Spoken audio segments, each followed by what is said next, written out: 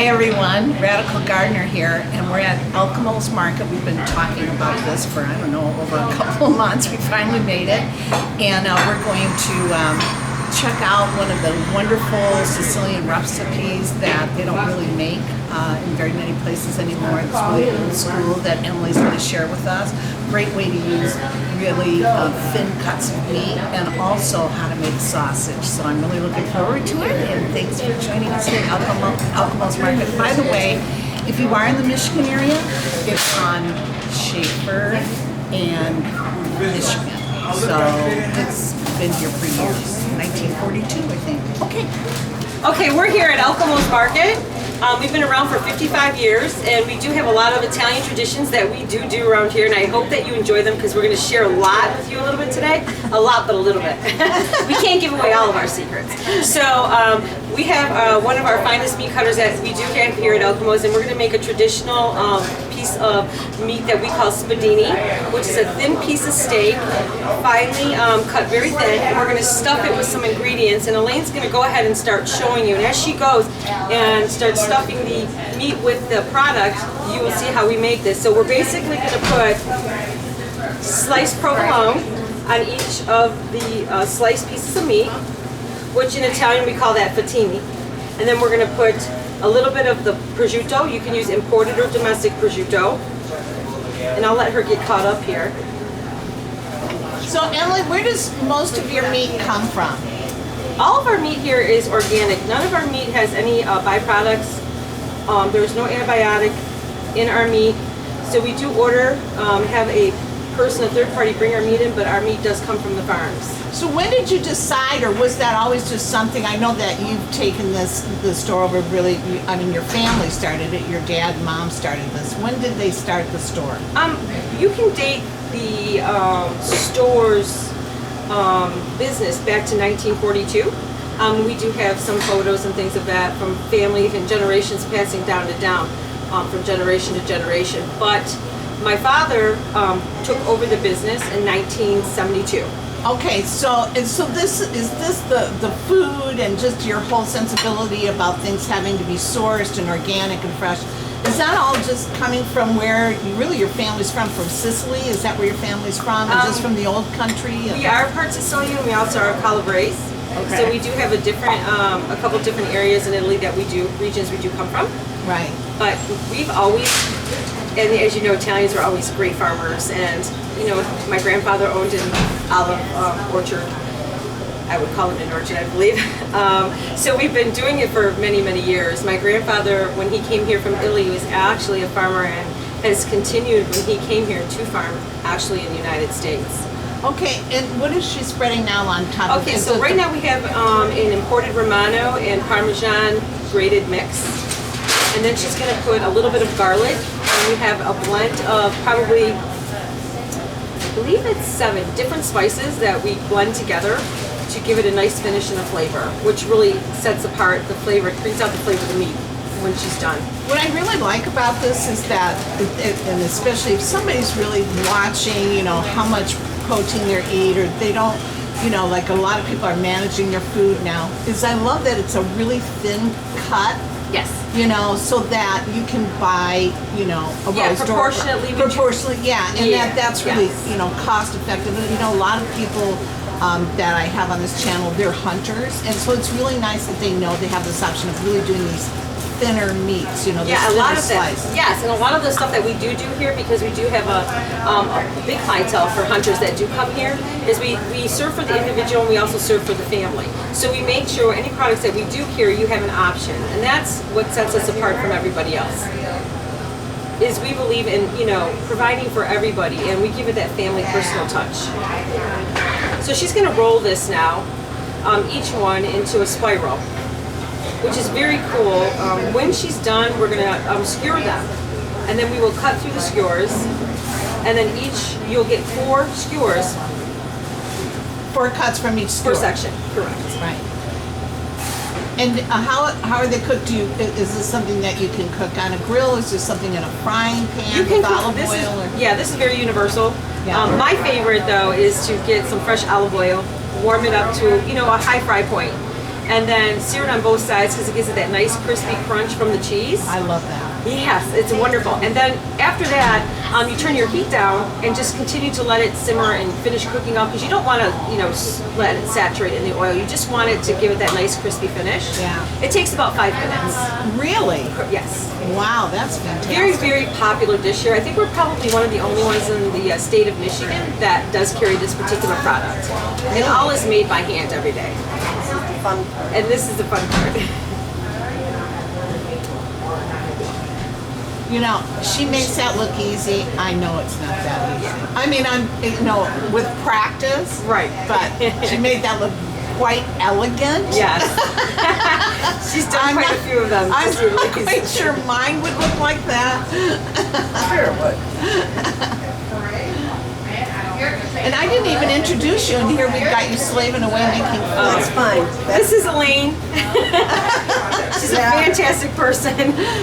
She's been a great hand to me here and has learned a lot of our traditions and put up with my Italian ways through the years. Okay, so you weren't born Italian, but you are now? She has to be. I'm making her.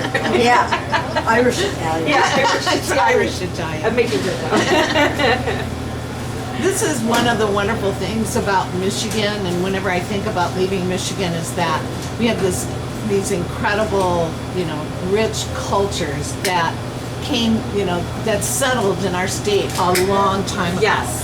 And they've really kept their traditions intact. And you can still go to neighborhoods and go to the Italian neighborhood and the Polish neighborhood. And for me, being Romanian, I remember the Romanian neighborhood, and we even had a park called Transylvania Park where the gypsies would play. Right. And we would dance. And that was in the middle of Warren, of all places, right?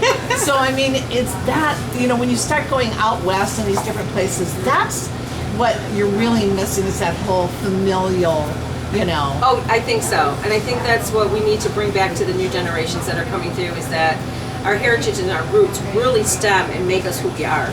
And we need to kind of explore that again. And just a little bit. It doesn't have to be exactly just a little bit. Just a little bit. So that everybody gets to experience why they're here and what we're about. Yeah, so you become a part of where you are, but you also have your culture intact. Exactly. Right. Correct. It's a nice balance. So right now she's breading it with Italian breadcrumbs mixed with a little bit of panko and cheese. So that's done with panko? Panko. And not breadcrumbs? It has a little bit of dry Italian breadcrumbs. Could you just do panko and put some herbs in it? Yes, you could. Ah, all right. So all you gluten-free people. All right. Yep. So we do get options in this place. Like I said, we do make sure we can cater to all types of health needs and people's tastes. I just would like that knife, actually. That knife rocks. And you can Wow, look how beautiful that is. Isn't that just gorgeous? And it tastes as great as it looks. So I hope everybody stops by and tries these. These are, like I said, we are the first in the state of Michigan to bring this tradition. Wow. And a lot of the people that are seeing this, they're from all over the world. So it's so great that we're, Yeah. And hopefully they will give it a shot and try the recipe themselves. Yeah. I think they'll be completely impressed. Okay. Okay, everybody. So we have moved and we're back into the room where all the action is. Isn't that true? This is. This is where they make the sausage. Now, first let me introduce. I'm so confused in what nationality, what his name is anymore. I don't even know. But why don't you tell everybody who you are? I am Derek Salvador Laux, and I am half Mexican and half American. And I make homemade Italian sausage here at Alcomos Meat Market. Okay, and you're also an opera singer, right? A little bit. Figaro! Gang, you don't get this on the West Coast. I'm sorry. You got to come to Michigan to get it where it's really happening, right? Yes, you do. Yes, you do. Okay, so what Derek's going to do is show you the industrial way to make sausage, but you can do this in your kitchen. This is going to show you some of the different products he uses.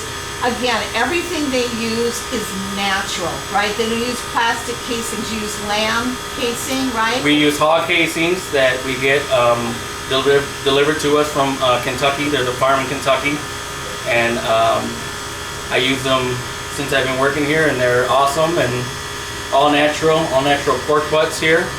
And we have some cushion meat too that I put in the sausage. So what are the two meats you use? The pork butt and what else do you use? And pork cushion meat. Okay. What All is pork pork. cushion meat? What I don't know what It's that a is. leaner form of pork. Okay.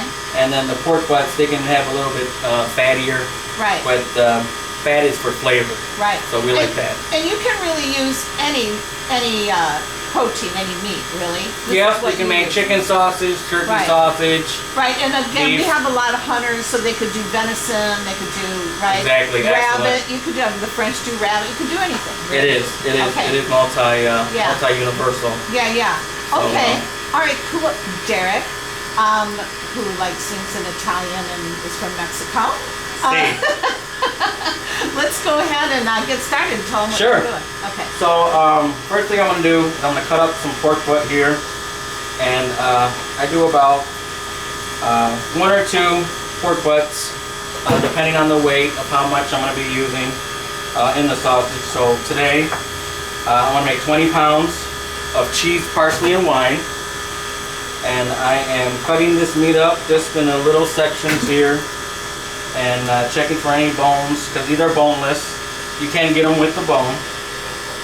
So I cut the meat up here, and I'm throwing it into my weight barrel there, my weight bin, so I can see how many pounds I got, and then we'll go from there. So right now, I do, for every 10 pounds of pork butt, I will put in 2 of these delicious sirloin pork roast along with the sausage to give it a little bit more leaner and more juicier. How much sausage do you make in a week, would you say? Hundreds and hundreds of pounds, Really? give or take. If it's busy, if it's really busy, restaurants, different orders for different things. Some pizza places use just regular ground pork for their sausages or on their pizzas. So a little bit more pork here. Probably going to use all of this. And That's some kind of knife you have there. very sharp knife. Watch your fingers when you're cutting. Safety first, ladies and gentlemen. Which is why I wouldn't be allowed to have We that knife in my do kitchen. safety first here. No ifs, ands, or buts about it. And so, right now, I got my pork weighed up. We're at 20 pounds. I'm going to take it, dump it into our grinder here. We're going to grind it up coarse. All right, so we probably don't have one of these in your kitchen. No, you don't have one of these at your kitchen, but any local butcher or market will have. And there's home grinders. You can do it at home. Yeah. A lot of people have their own stuff for their own Right. grinder, Right. and they do it homemade themselves, whether it's beginner or for generations. Okay. So right now I'm going to turn it on, Okay. grind it coarse, as Okay. opposed to fine grind, which is like your regular hamburger that you see, or pork for grinding at your markets. Right. So this is a coarser, chunkier type of grind. So here we go. Not holding back.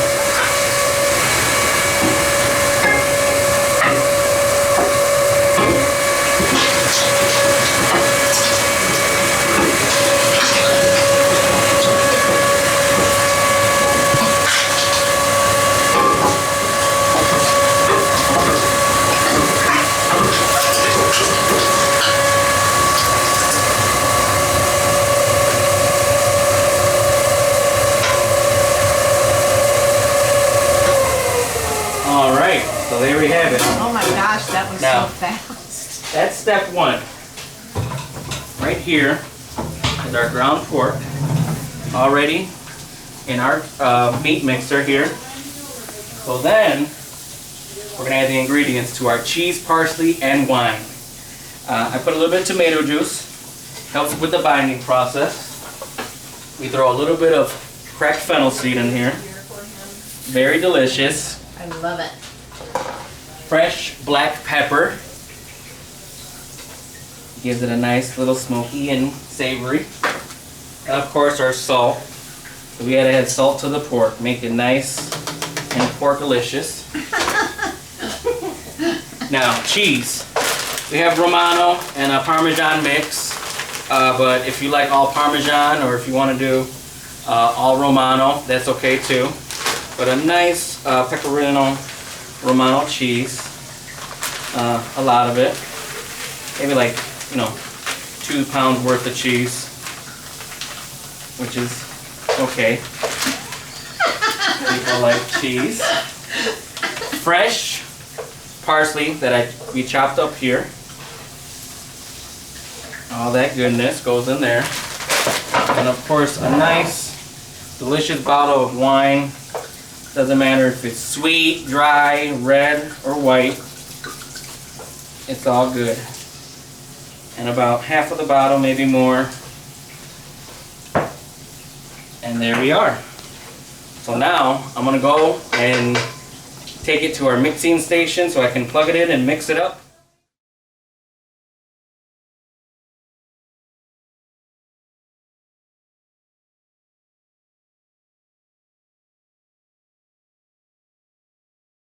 So after I get done mixing the sausage, I then take it over to this nice piston here, and we will dump our finished mixed product of sausage, and then it'll bring it up, and then we'll pipe it out for homemade Italian sausage.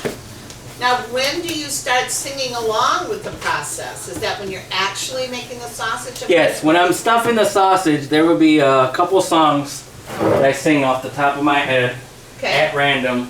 So watch out. Could be good. Yeah, it would be improv. So now I take my Easy Pack, easy, and we're gonna stuff.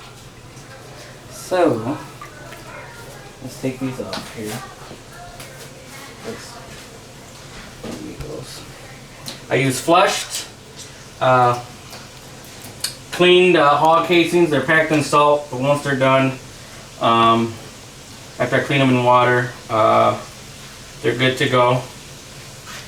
And we're just gonna go overhand. I can't believe how easy you're making that look. I know it's not that easy. Not that easy. It took years of experience to actually master the craft. So a lot of practice, a lot of trial and error. Right. So, people, don't be discouraged. He's been doing this a long time. He does it all day long. Every day, actually, he wants a vacation. Yeah. And so, just know that, just take it slow and know that, practice makes perfect. Yes, it does. And with that said, let's make some sausage. Okay. So here we go. I'm going to turn this on.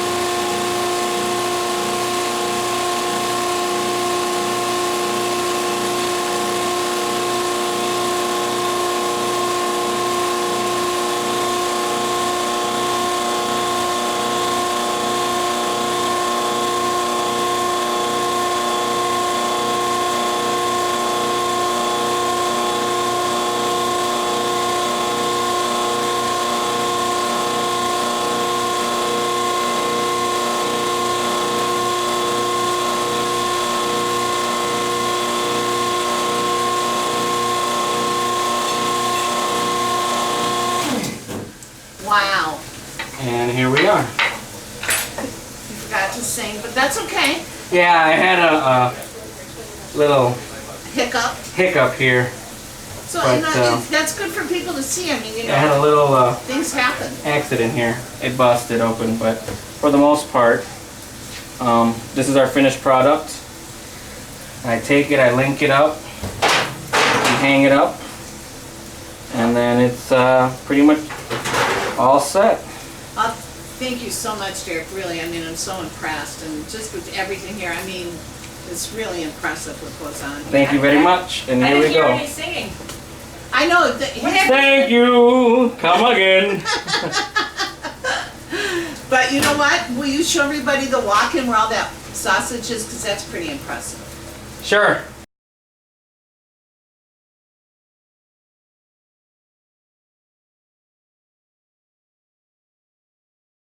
Hi everybody. Well, as you know, Radical Gardener here. Wasn't this cool? I really want to thank Alcomos Market for doing this, and Derek, and Emily is really a good friend, and I've taught her daughter now for a long time, so talented. So it was really like being with family, and that's kind of the point of a lot of these places in Michigan that we visit, and as you'll see, it's just so friendly and open, and people are willing to help. It's that Midwestern thing that I love so much. When I lived on the West Coast, I missed it. I missed it so much. So it was really great being here and just experiencing this. But anyway, so thank you, Nick Rancilio, who filmed all this, and Radical Gardener. May your garden always grow, from my garden to yours, and sending you a ton of love. Thanks. Bye.